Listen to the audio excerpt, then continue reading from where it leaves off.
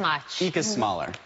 In Health Watch this morning, National Infertility Awareness Week is later this month. The week highlights infertility, the causes and treatments available. Sarah Quinn from Arcadia Wellness Center is here with more.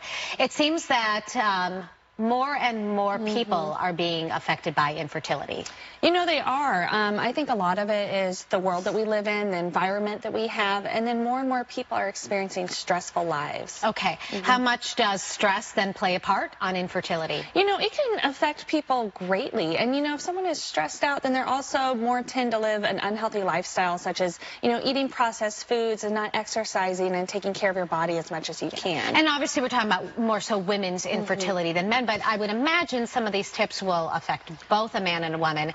So let's talk about the healthy eating. Sure. You know, fruits and vegetables are always key, limiting processed foods, limiting sugar, keeping your blood sugar down, keeping your cholesterol down. All those things can really play a huge role in fertility. What about alcohol and caffeine?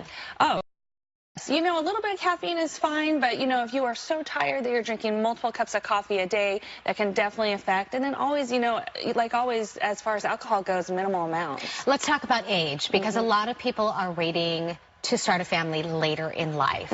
What do you have to know? What do you have to do? How much does age play a role in infertility? You know, age does play a role, but it's also just a number. You know, getting a blood test, knowing where your hormones are, knowing kind of what your body is telling you is a key to knowing what your chances are. Okay, so how long, if you're just trying to start a family on your own, haven't gone to the doctor, you don't really know, you know, where the hormone levels are, or haven't had any issues, how long do you try before, and you're unsuccessful, do you say, I need to go see an expert? I always recommend that my patients get a good baseline before they start, you know, and then you kind of know what you're dealing with. The rule of thumb is always about 6 months, but then there's different stages in how you want to address that. Yeah, and everyone's different. Everyone's body is so different that you just don't really know. Exactly, an individualized plan, and like I said, just living a healthy lifestyle, and then knowing if it's something that you need to take into more of a specialist. And then very quickly before we say goodbye, what about insurance? Because these tests can be expensive. We're seeing more and more companies